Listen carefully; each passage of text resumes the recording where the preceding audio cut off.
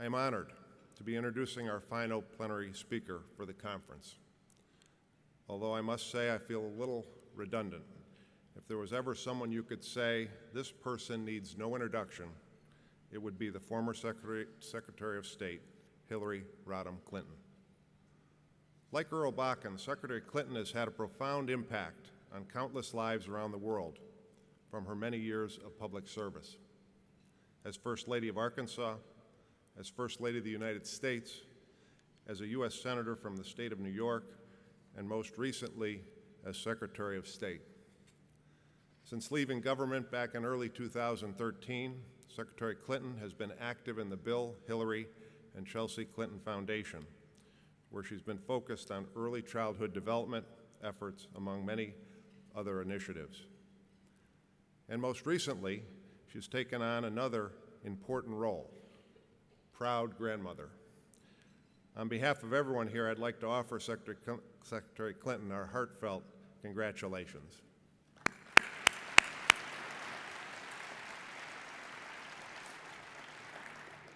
Of course, there's some speculation that Secretary Clinton could return to public service should the right opportunity present itself. Maybe we could ask her about that in the Q&A today. In her extensive and varied career, Secretary Clinton's portfolio of issues has indeed been broad, from education, human rights, and immigration, to national security and international diplomacy. In addition, throughout her career, she's been a passionate advocate of patient access to high-quality, affordable health care. This is a passion that we in the medical technology industry understand and share.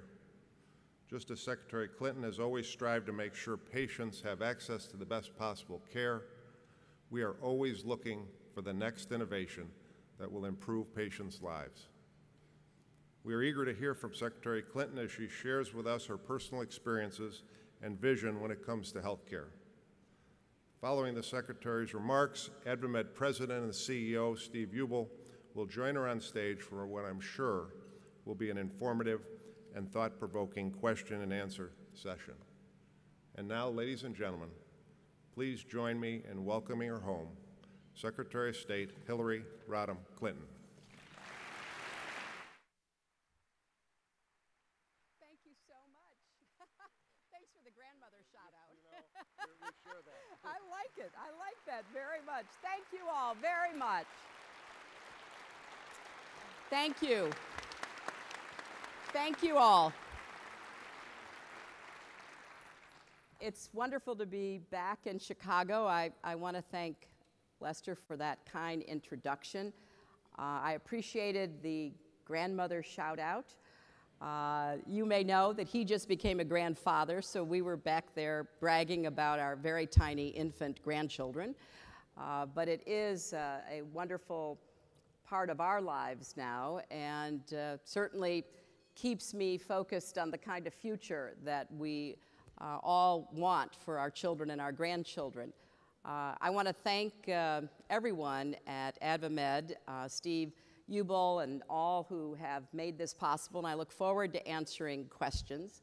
I also want to acknowledge Senator Kirk, who I understand is in the audience, and I don't know where, but thank you so much for being here, Mark, and thank you for your incredible example of resilience and commitment personally as you move forward. It's always great to be back in Chicago. This is where I was born, where I grew up, where I made so many lifelong friends, and it's wonderful to be part of an extended community such as Chicago represents. I know in addition to Senator Kirk, you've heard from Mayor Rahm Emanuel and one of my other former colleagues, Senator Klobuchar, and other distinguished leaders who are participating in this conference. I think we all share a great appreciation for the contributions that medical technology has made to our lives, helping Americans and people around the world live longer, healthier lives. And so many of our modern methods of healing depend on the devices that your companies design and produce. From the most basic thermometers and stethoscopes to today's advanced diagnostics, imaging, and implants, you envision and then create the kinds of interventions that technology can provide to save lives in ways we never could have imagined a decade ago, let alone a generation ago. I'm very grateful for the many contributions that your technology has made to family and friends whom I care deeply about. Obviously, my husband, who not only had a bypass, a quadruple bypass in 2004, but a stent in 2010. So we're among the many American families who have stories about why what you do is truly life-changing and life-saving. And I appreciate the constant commitment that you have to pioneering products on the cutting edge of science and design, because all of your companies, regardless of their size, from the biggest to the smallest, blaze through a rapid cycle of innovation that gives rise to improved versions of products nearly every year, and that deliver more than technological breakthroughs, but in fact better health outcomes, as we saw on the video screen right before I came on. Now, as Secretary of State, I traveled nearly 1 million miles. I visited 112 countries, and I saw firsthand how American innovation, American creativity, American good old-fashioned know-how has improved lives for people everywhere. And that is certainly true in the health field writ large, but in particular what you do. Ultrasound machines that fit into the palm of your hand bring care to women living in remote locations for the very first time. New hospitals that spring up around a single MRI machine allow entire communities in developing countries to attain new levels of diagnosis and treatment options. Medical testing kits distributed alongside aid shipments, emblazoned with the phrase, "From the American people," don't just heal bodies, but they do affect attitudes. When we look at today's most daunting global health challenges, including the ongoing Ebola crisis, we can see what an impact your industry makes. U.S. public health professionals are using sanitary products and diagnostic tools to create an infrastructure of defense against pathogens like the Ebola virus, so we can catch them earlier and prevent their transmission. Unfortunately, as I was driving over, I read the news that the patient in Dallas had just died. And we know that we're in a real fight first and most importantly in West Africa, but increasingly in Europe, in the United States, around the world because of our enhanced mobility. But it is in West Africa where the need for support is so urgent. And I greatly appreciate a number of the companies here who have participated with the Clinton Foundation and through the Clinton Global Initiative over the years. And in particular, we worked just 2 weeks ago with organizations like Direct Relief and Last Mile Health to organize an airlift of 100 tons of essential medical equipment, which has to be where the need is greatest, but is, as you know, in desperately short supply. So the products that a number of you have made are helping those who are willing to be on the front lines begin to contain this epidemic, as well as save as many people as possible. This could not have been even imaginable without you driving innovation and putting life-saving tools at the disposal of doctors, nurses, hospitals, patients, and the rest of us. Now, here at home, your industry is part of a broader story of change and challenge in the American health system. As you know better than anyone, we are seeing remarkable advances in medical technology and new ways of thinking about how to deliver care, and of course, implementing the Affordable Care Act. The new law is driving a shift toward wellness, prevention, and community-based, lower-cost health care. Because of these reforms, the early returns are that fewer families will face bankruptcy because of a catastrophic injury or illness. Young people are staying on their parents' plans and getting the kind of preventive and acute care that they might otherwise go without. People with pre-existing conditions are finally able to get the care and coverage they need at an affordable price for them. And particularly important to me, women are no longer charged more solely because of our gender. So more than 7 million Americans have gained coverage through the health insurance marketplace, and about 8 million more have enrolled in Medicaid and the Children's Health Insurance Program, which means rates of uninsurance are coming down, and many consumers who were underinsured for years now have access to more affordable, comprehensive coverage. Now, these changes are not only creating real improvements in individuals' lives, they're also beginning to create valuable long-term savings in the system. In fact, you know very well that healthcare costs are growing at the slowest rate in 50 years. If that trend continues, it will have a big impact on companies' bottom lines, government budgets, wages, household budgets, our entire economy. Now, I'm well aware that there are still a lot of questions that need to be answered and changes that are going to be proposed and evaluated because clearly there is more work to be done. And your industry is bearing some of the burdens alongside other stakeholders. But you're also, in my view, positioned to reap the benefits of those millions of newly insured consumers entering the market for the first time, purchasing insurance, using services, and yes, of course, medical devices. The Affordable Care Act also promotes innovation and incentivizes solutions that emphasize the quality of medical care, not just the quantity. And medical technology is at the heart of this effort. Many of the innovations that will allow us both to provide care that is medically sound and cost-effective will come from companies represented in this room.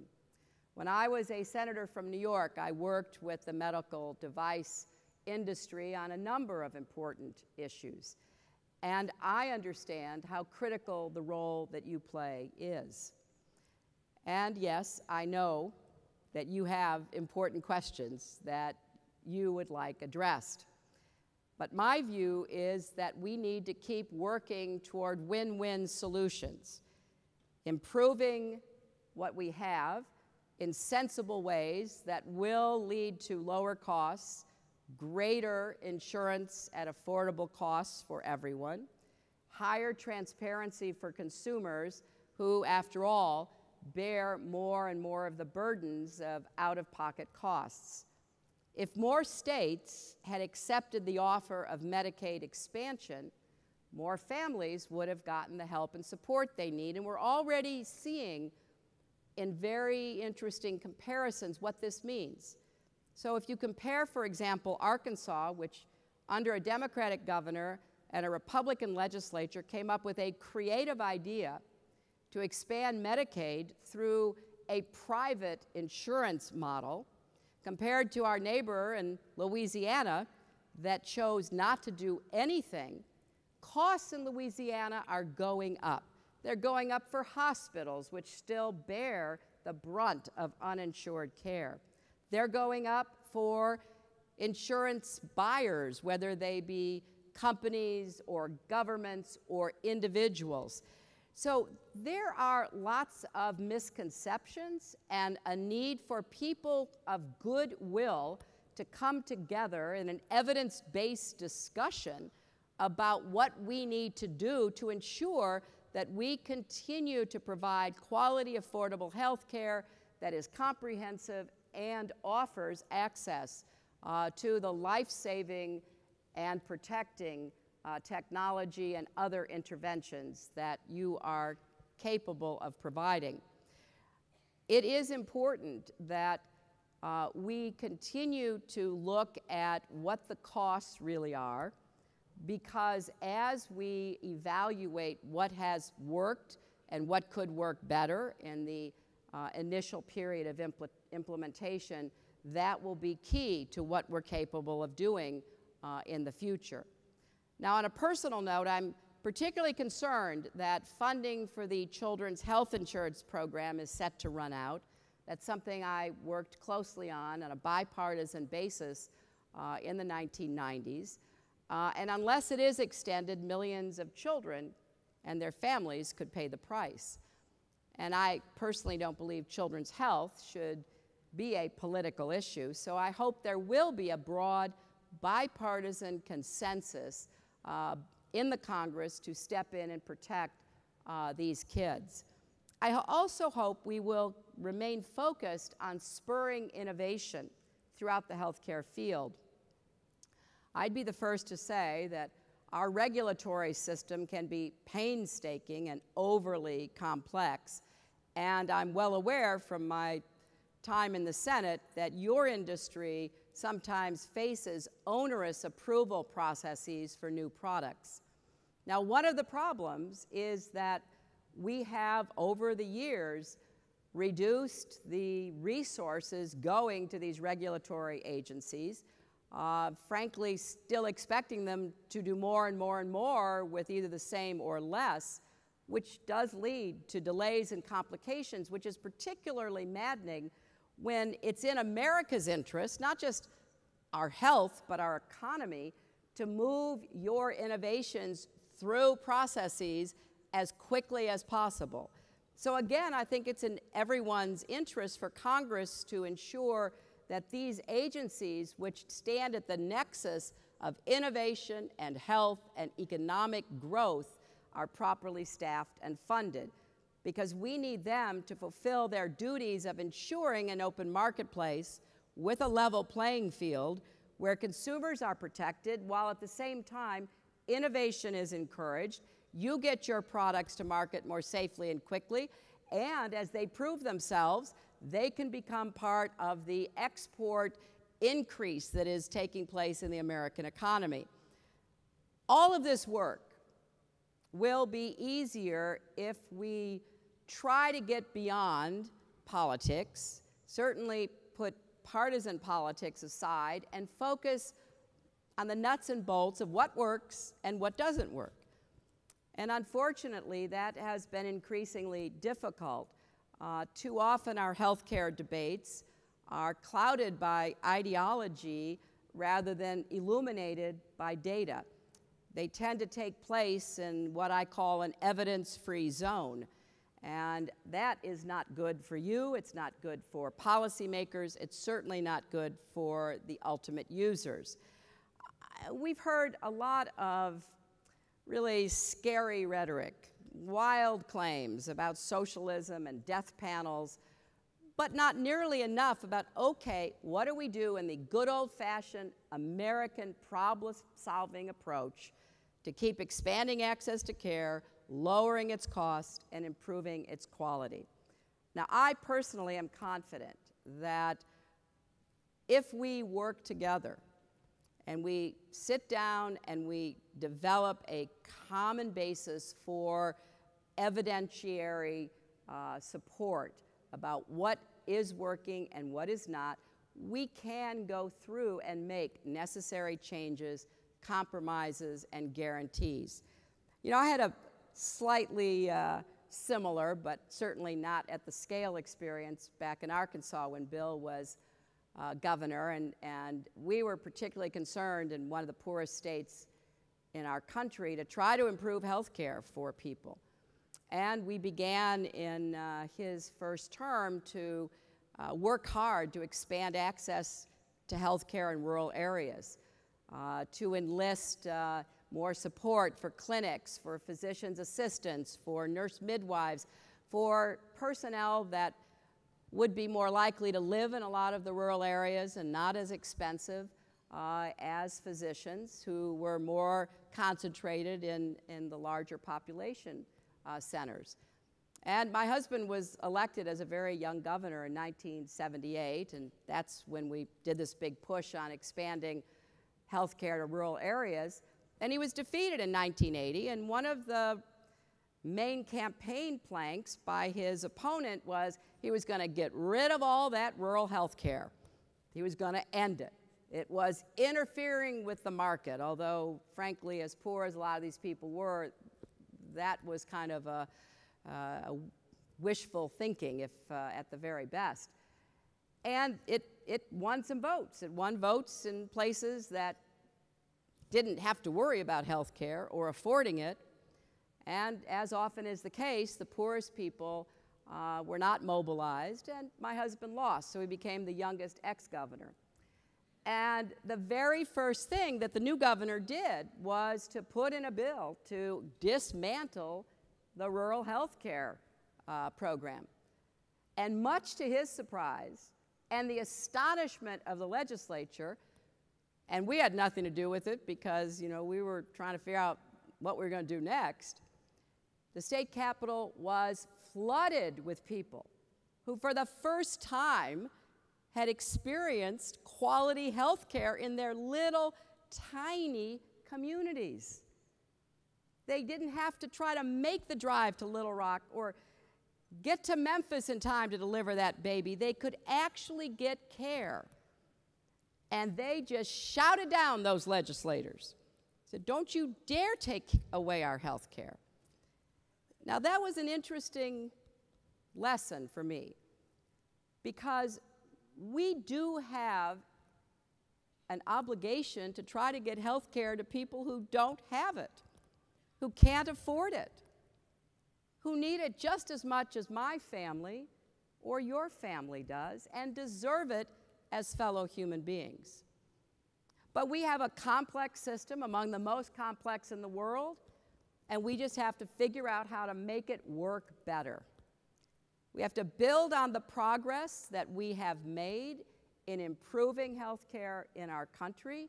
We need to keep testing improvements, receiving stakeholder input from people like yourselves, experts, and we need to conduct evidence-based research that will give us the data we need. You know, people say we live in an era of big data. Well, we should harness that big data, and we should learn from it. And we should make sure our systems are able to accommodate what we're learning. And we need you, our research and scientific communities, our engineers and our entrepreneurs. You have to be at the table.